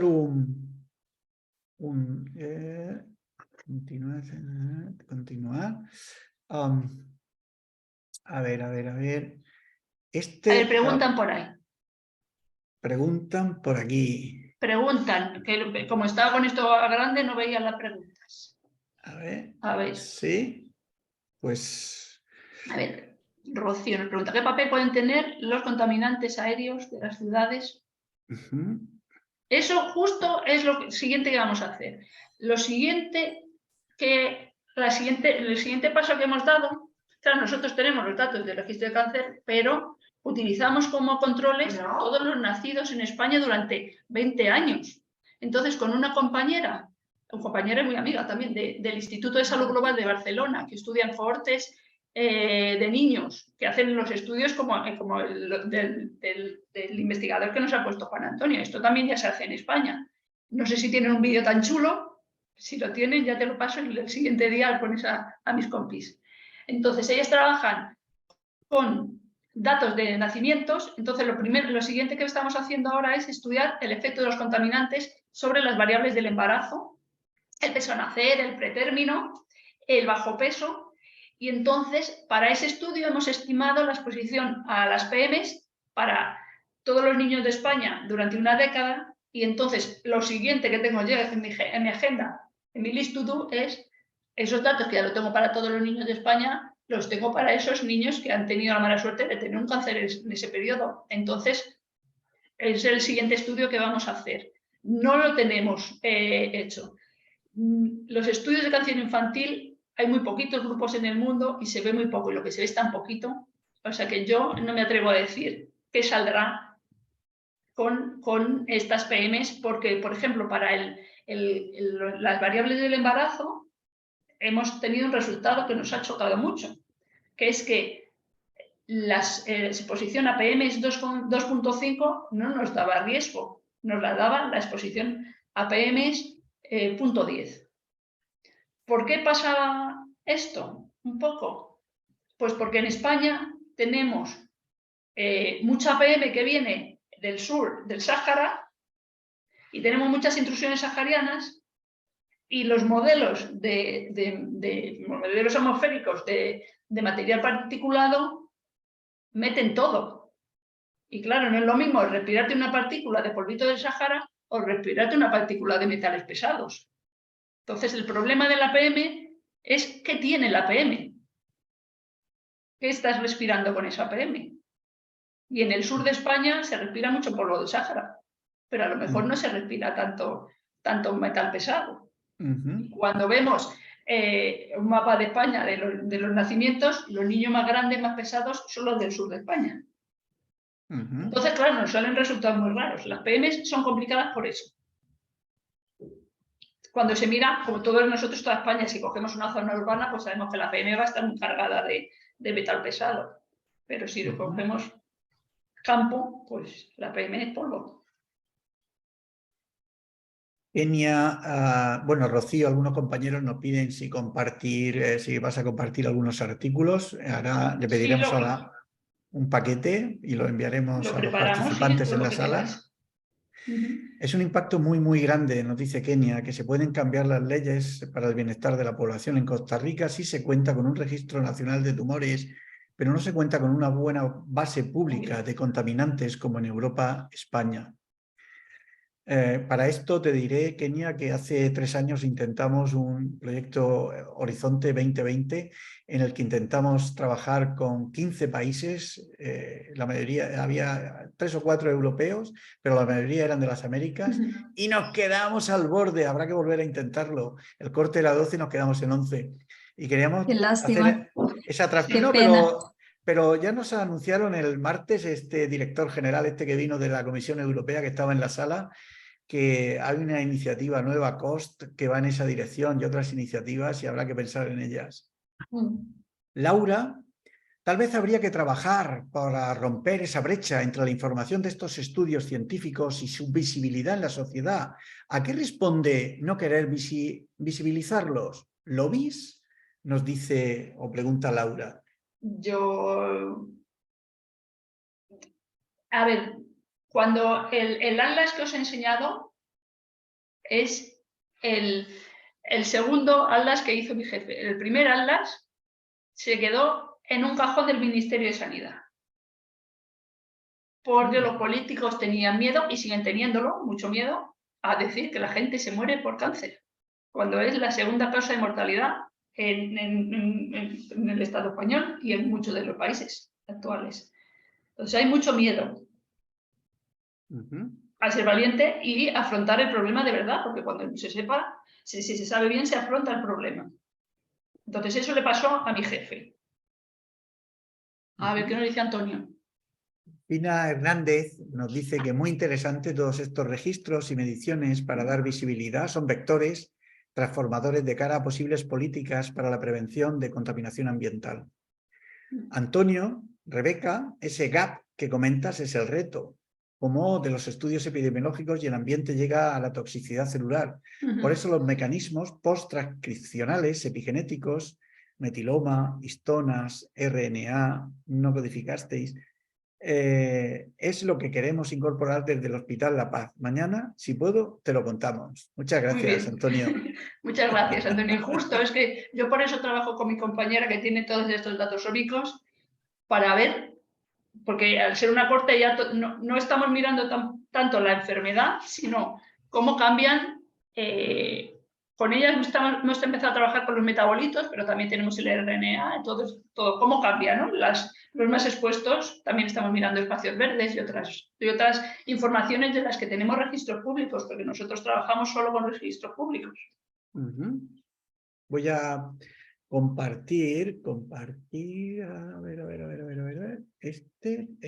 voy a compartir este trabajo que hicimos, Rebeca, en el que estudiábamos con pequeñas áreas geográficas, que es como pienso tenemos que trabajar o pensar en el cáncer infantil. Las pequeñas cosas importan, y ese PRTR con focos industriales que dio lugar a un trabajo, para que vean ustedes, este trabajo aprendimos mucho con ese trabajo, Rebeca. Aprendimos mucho porque recibimos visitas de la multinacional, de responsables de la multinacional en Holanda. Asociábamos alrededor de un foco industrial, encontramos un agrupamiento de casos de unos tumores neuroectodérmicos ahí derivados, tuvo su impronta. Nos sorprendió, me alegró mucho publicarlo junto contigo, ¿no? Y con otros grupos, voy a decir, científicos, porque además de visitar responsables de una multinacional, pasear por muchos despachos en mi consejería y tal, supuso la revisión de la autorización ambiental. Las cosas pequeñas importan. Voy a dejar un pequeño vídeo para que veáis también la trascendencia de la investigación micro que puede llegar a tener. Esto es, perdón. Perdón, a ver. Aquí está. Ok. La importancia que tiene el trabajar, ese trabajo científico que habéis visto, para nosotros fue muy importante, Rebeca, porque primero el colaborar con metodólogos y personas como tú, que nos dan un soporte científico a la hora, mira que le tiramos a los dados, hicimos medidas y pruebas y venga, y este domicilio, y agrupando esta distancia, mira, y aunque no se publicó, se observaba un gradiente que el efecto se diluía a partir de los 7 kilómetros, ¿no? Pero el poder integrar, lo que hicimos fue unir el PRTR con los datos nuestros de esa historia clínica ambiental y esos domicilios, y ver cómo la distribución no era tan al azar como uno pensaba, ¿no? Que era la distribución del cáncer alrededor de esos focos. Creo que es una herramienta poderosa. Creo que sirvió además para desarrollar mejoras en esas actividades industriales. También les digo que se implementaron a partir de entonces unas autorizaciones ambientales, se revisaron, mejoraron los circuitos, disminuyeron las emisiones, incluso ya les digo que no sé si tendrá algo que ver o no, pero todo está interconectado, y cuando uno aporta conocimiento y tal, quedaron pendientes de que iban a revisar los datos. Estamos esperando desde hace, a nivel autonómico, ¿no?, para poder contrastarlos, ya 8 años esperando ese contraste y tal, pero en nuestro punto de vista incluso si tirásemos ahora los datos igual y todavía encontraríamos algo de relevancia. En fin, ¿qué quiero decirles? Que el tener la oportunidad de colaborar con personas que aportan método para hacer los análisis de los datos que nosotros los clínicos trabajamos a diario, pienso que es muy importante. Y llegar hasta el final, porque aunque Rebeca dice que trabaja en el Instituto de Salud Carlos III, cuando eres médico y trabajas delante de los enfermos y conoces a la señora esa que salía ahí hablando y a su hijo, es decir, creo que la sociedad tiene el derecho a saber, hay que abrir espacios de comunicación, hay que pensar en la mejora. Creo que estas cosas lo que ayudan es a hacer una sociedad más justa, más limpia también, mejorar los circuitos industriales con seguridad. Y pienso que es muy importante. Creo que tu línea de trabajo, Rebeca, ha supuesto un antes y un después. La frásica clase esa, el código postal es más importante que el código genético, ¿no? Y si no lo es más, por lo menos tanto, ¿no? Bueno, en eso llevamos participando desde que entré yo en el 2004, ya viendo códigos postales. Sí, sí. Me gustaría que abrieseis los micros. Si queréis hacer alguna pregunta directa, por favor, levantar la mano y preguntarlo de forma directa. Estamos decididos a construir esa red, por lo menos en nuestro país, y si conseguimos Kenia, que allá en Costa Rica y algunos amigos más se incorporen, pensamos que también es un acto de responsabilidad. Hay un mínimo, un registro mínimo ambiental que me gustaría que estuviese en todas las historias clínicas de los niños con cáncer y que se reportara ese registro. Los 3 domicilios hay que incorporarlos sí o sí, porque si queremos conocer el impacto del embarazo, Antonio, tenemos que incorporar el domicilio en el embarazo. Ya sabemos que hay un 30% de variabilidad, es decir, 30% de las personas varían el domicilio entre el embarazo y en el momento del diagnóstico. Creo que ayudaría a mejorar el tino en nuestras hipótesis. Preguntar al menos en qué trabajan los padres, y algunos estilos de vida mínimos. Creo que también deberíamos sumarlo a ese registro. Y alguna pregunta más de percepción de la calidad del aire quizás también ayudaría mucho, porque hay una correlación muy buena entre esa percepción y luego lo que los sensores nos dicen. No sé, creo que deberíamos trabajar en esa dirección, Rebeca. Por eso tú vas a ser nuestro Master and Commander. Y nosotros como hormiguica vamos a contribuir ahí a hacer grande esa labor. Os toca sacar todos los datos, como yo esperando estoy ver los de Antonio y llegar a esa parte ya del liposoma, ¿no? Porque yo con mi compañera, con María Tellez, estoy aprendiendo mucho de cómo el cuerpo, qué hace con los metales pesados, porque ella trabaja en metales pesados, ¿no? Porque en algunos se quedan y en otros se van. Es que luego hay tanta variabilidad ya de la persona, que esa es la otra parte que se me queda. Nosotros en nuestros modelos asumimos mucha homogeneidad, pero luego tenemos que llegar exactamente a ver, porque este sí y este no, ¿no? Y esto ya es en la persona, el cuerpo. Eso ya Antonio nos podrá decir más cosas. No, que, bueno, un poco yo la verdad es que estoy tremendamente entusiasmado, ¿no? Y en los últimos años que he tenido la oportunidad de conoceros un poquito más de cerca, sabéis que yo vengo de un campo de la investigación un poquito más celular, más inmunológica, pero creo que es fascinante todo lo que estáis haciendo, ¿no? En nuestro país. Creo que tenemos varios retos. Uno es el que dice Juan Antonio, que es efectivamente tratar de ser esos policías, de que tratamos de sacar esos datos que no prestamos atención en condiciones normales en la historia clínica, la historia de salud medioambiental, la historia clínica verde, bueno, el nombre que le queramos dar, pero eso es fundamental. Y es fundamental además que esos datos sean tremendamente bien recogidos, que sean perfectamente categorizados y que nos permitan hacer análisis.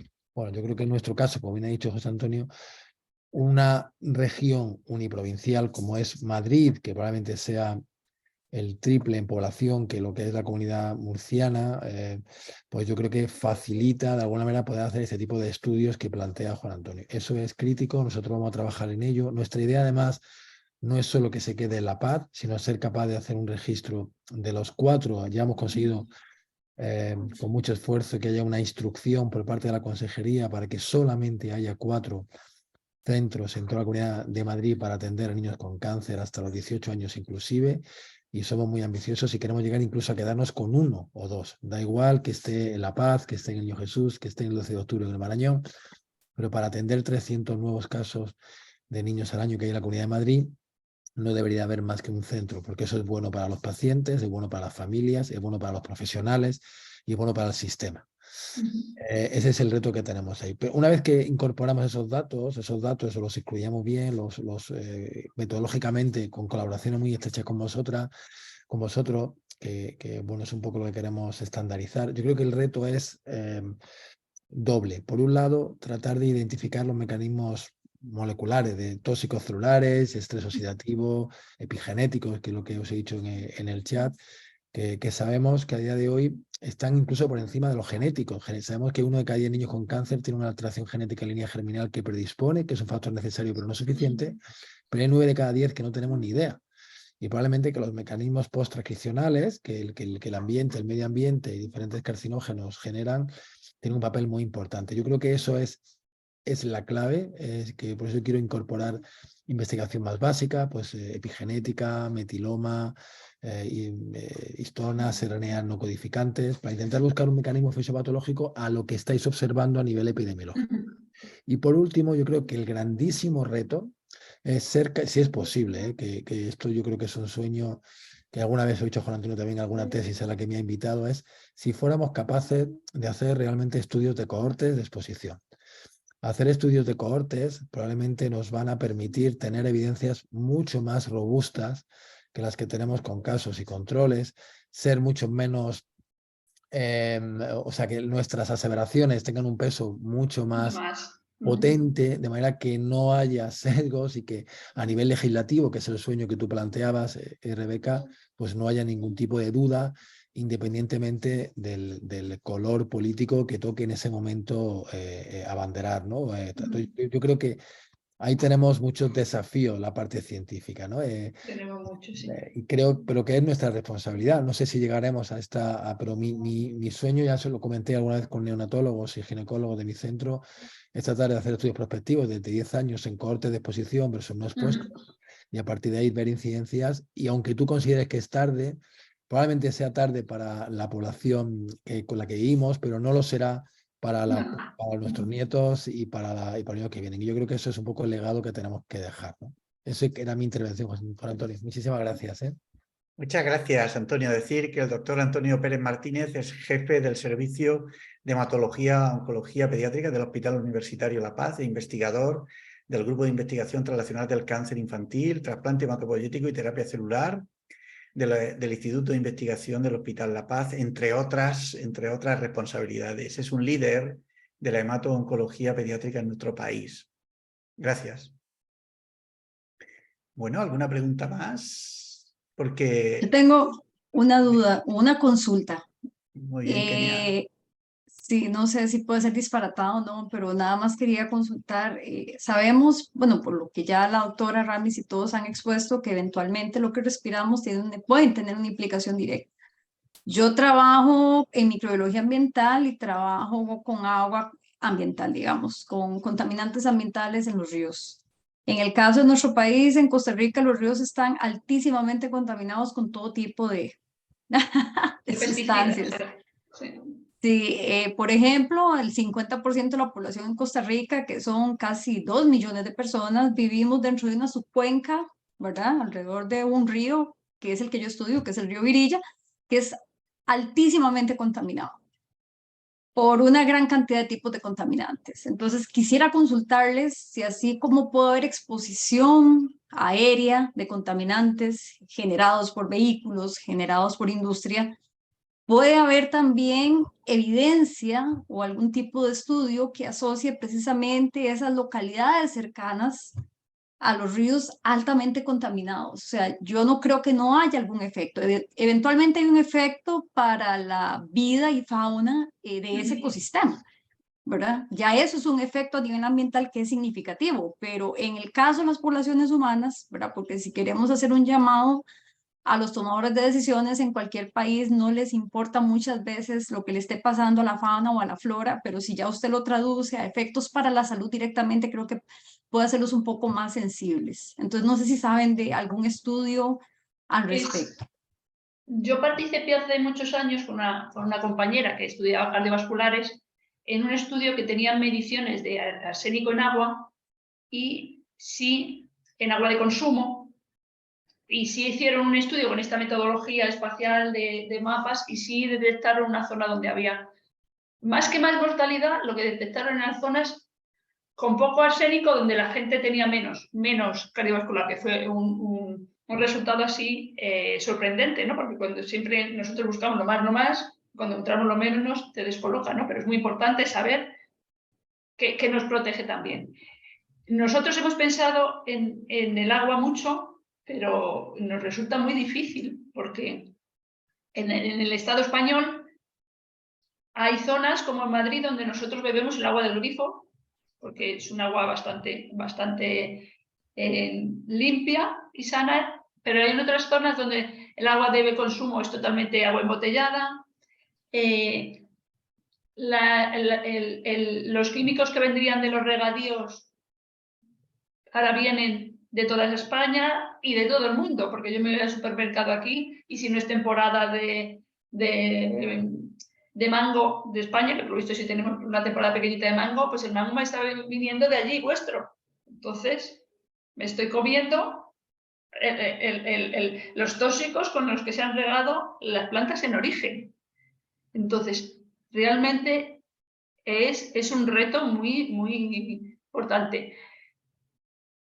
Tipo de estudio, si en esas zonas consumís local, se consume el agua local y se consume la agricultura local y la carne local, es mucho más fácil establecer que la cadena, ¿no?, viene del consumo de vegetales directo por humanos o a los animales y de los animales a humanos. En el caso, por ejemplo, de un país como España, es muy difícil eso ya porque el consumo tanto de agua de bebida como de comida, que nos terminamos metiendo todos esos tóxicos que están en el agua, no sabemos de dónde vienen. Entonces yo creo que sí podríais, si establecéis una zona en la que, yo como lo haría, una zona en la que tengáis clarísimo que todo el consumo, tanto de agua como de productos vegetales y animales, es de la zona, y luego buscar una zona limpia y hacer un estudio mirando zonas sucias y zonas limpias y comparando incidencias en esas zonas. Sería como un estudio de casos y controles, pero en vez del caso ser la persona, el caso es la zona contaminada y el control, la zona limpia. Si podéis hacerlo así, yo plantearía algo así. Sí, muchas gracias. Pienso que también habría que ver específicamente qué patología buscar, ¿verdad? Si cáncer o dependiendo también de los registros y la accesibilidad. Pero sí, totalmente concuerdo en que lo pequeño cuenta, ¿verdad? Empezar con un estudio pequeño posible desde el punto de vista de factibilidad y ver qué resultados da. Muchas gracias. Ok. ¿Alguna pregunta más? Fina Hernández nos recuerda que, además de dar las gracias por vuestras aportaciones y colaboraciones y por formar parte de ese plan estratégico de salud y medio ambiente 2022-2026, por buscar soluciones a todos los factores de riesgos ambientales para la salud. Ese Plan Nacional de Salud y Ambiente es bueno, lo vamos a celebrar porque es el primero, ¿no? Así que, es el primero. Es el primero, pero es una alcancía vacía, así entre nosotros. Pero bueno, está bien, por ser el primero, bienvenido. Luis, también de Costa Rica, nos recuerda: los gobiernos no quieren financiar las cohortes. En Costa Rica, solo con fondos externos se logra un estudio de cohortes. Y Carlos Ojeda, desde Guadalajara, nos recuerda: se podría empezar por un estudio espaciotemporal con puntos. ¿Cuántas ideas, no? Wow. ¿Alguna pregunta más por la sala? Aprovechen ustedes que pocas veces podemos disfrutar de una pionera de la salud planetaria. Muchas de las salas de todos jóvenes... los que hay en la sala, yo conozco unos cuantos de la sala que pueden aportar mucho más que yo. Sí, bueno, pero no necesitamos claro. todas, las de todas. Buenas tardes a todos. Soy Carlos Ojeda. Nada, sí, solamente felicitar primero a Rebeca por la exposición. Gracias. Y nada, solamente comentar a Antonio Pérez, que había comentado una cosa sobre la posibilidad de Madrid. A ver, yo soy de Madrid, al igual que Rebeca, sabemos el potencial que hay aquí ahora mismo para el tema de crear bases y sobre todo para la medición de lo que serían agentes ambientales. Bueno, tanto Antonio, Rebeca, saben que yo he hecho la tesis con Rebeca y lo hemos hecho sobre espacios urbanos. Pero claro, ahora mismo en Madrid hay tantas mediciones que es que se podría afinar muchísimo, muchísimo, no solamente aplicando una hoja verde, sino ahora mismo con los mapas que hay a nivel espacial y temporal. Vamos, si no se aprovecha esto, sería una pérdida. Y luego también que comentaba Kenia sobre lo de Costa Rica, a ver, bueno, José Antonio también lo sabe con el tema de Murcia y Rebeca, se podría aplicar un mapa de puntos, es decir, un mapa de calor por incidencia espaciotemporal, no lanzarse directamente a una patología como podría ser un tipo determinado de cáncer, sino igual solamente al cáncer en general y decir, oye, pues aquí hay más incidencia que en otros sitios y espaciotemporalmente se registra que aquí hay mucha más. Sería un punto de partida. Ya luego ir afinando, pues es también según la posibilidad que haya. Nada más, era solamente aportar eso. Muchas gracias, Carlos. Muchas gracias. Veo que además en las clases previas, el trabajo pendiente que tenemos los miembros del curso de hacer un pequeño trabajo sobre el nivel de conexión con la naturaleza, es muy probable, Kenia, Luis, que aquí salga esa red, volvamos a retomar o a relanzar esa red para mejorar el medio ambiente y el cáncer infantil en todas nuestras naciones. Habrá que necesariamente dar ese impulso tan importante y necesario. Un horizonte 2020, doctor. Venga, venga. A ver si tenemos suerte esta vez. Venga, habrá que volver a intentarlo. Yo prometo que si me incluyen, hago hasta lo imposible. Claro que sí, claro que sí. En el área de las Américas, Uruguay tiene muy buenos registros y además muy centralizado. Ahí trabajamos con el equipo de Luis Castillo, Antonio, Rebeca, muy bien desde hace tiempo. En Chile también lo tiene muy bien y tenemos todos los grupos y los nodos preparados. Y a un poco más de distancia, los argentinos y algunos países ahí de América Central. Pero pienso que Costa Rica puede ser una buena experiencia porque ustedes tienen muy centralizado también el tratamiento, tienen buenas fuentes de información, por lo menos están. Y sí.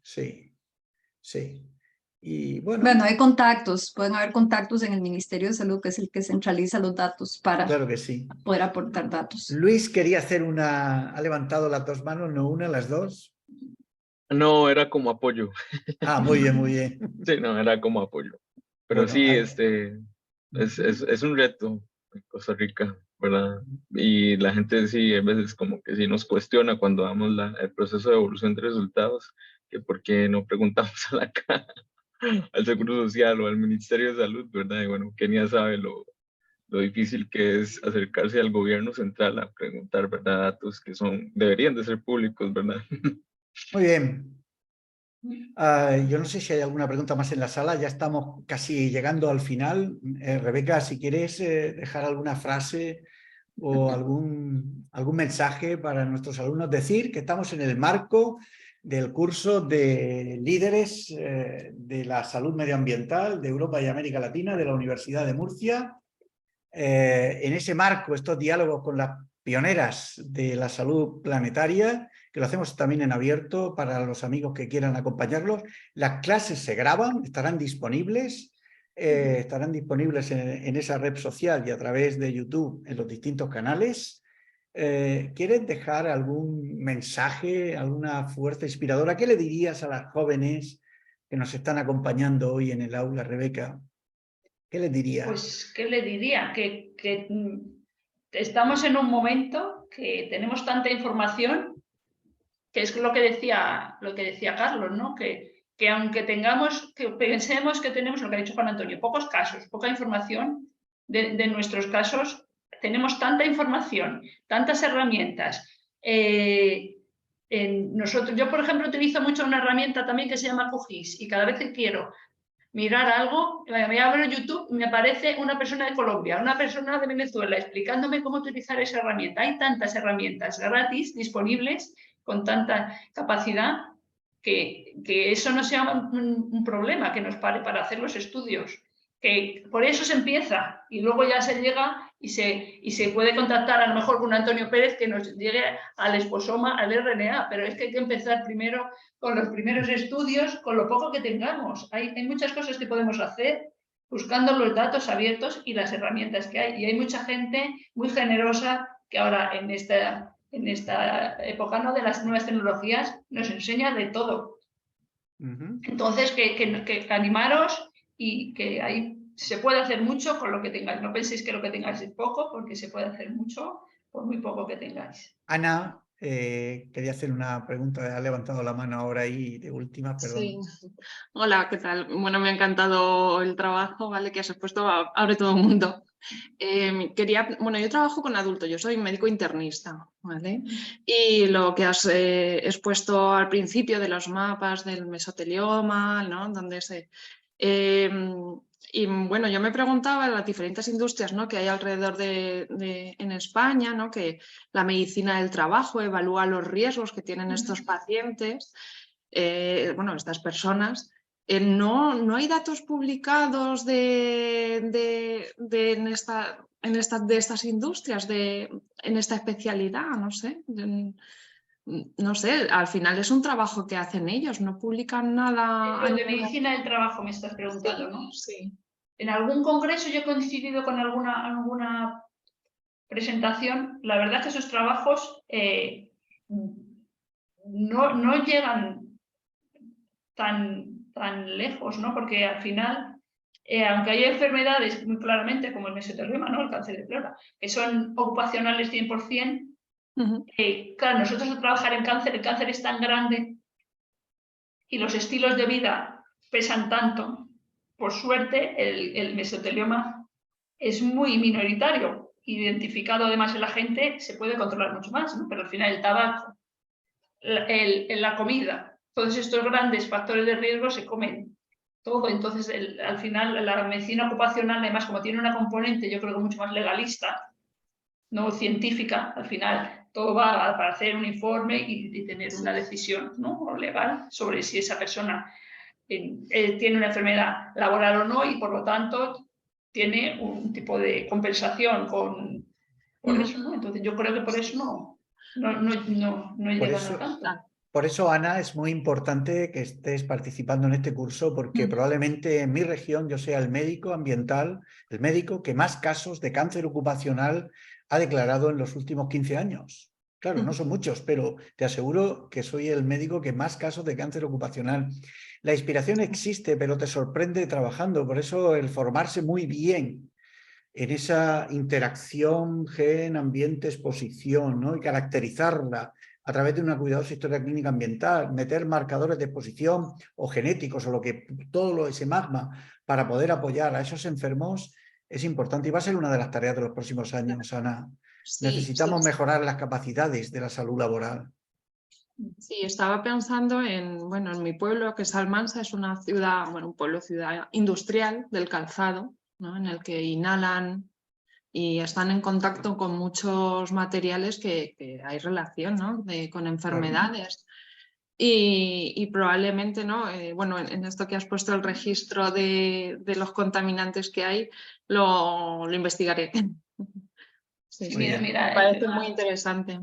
PRTR. Yo sé que en Valencia, en los de la comunidad de Valencia, también con toda esta industria, sí están utilizando también el registro para estudiar incluso malformaciones congénitas. Al final, claro, tenemos que aprovechar la información que hay. Nosotros en nuestro grupo empezamos a utilizar este registro, que hasta el 2008 era voluntario, pero a partir del 2008 ya la legislación europea obliga a todas las industrias a declarar lo que emiten.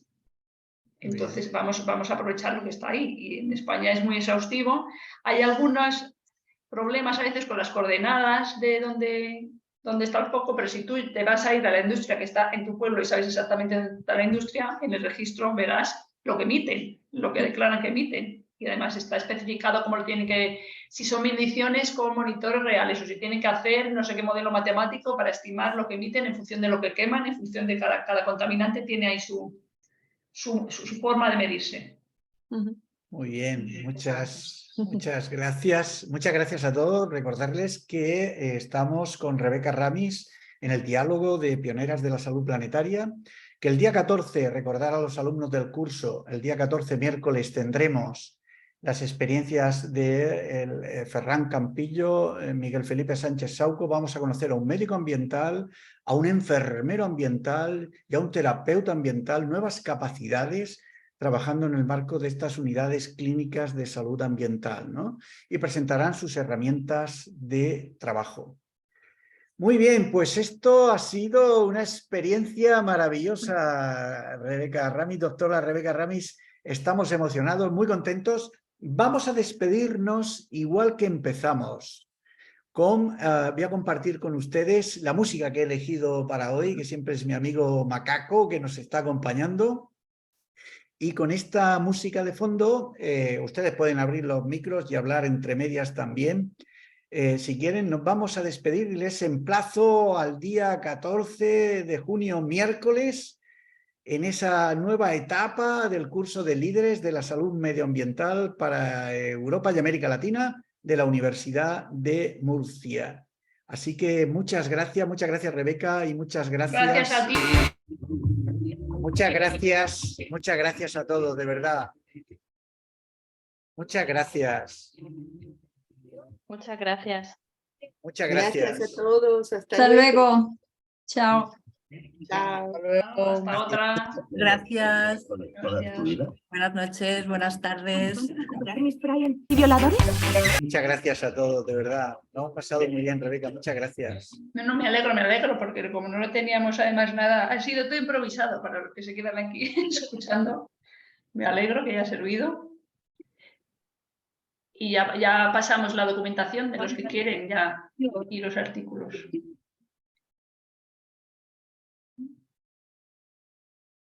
Ha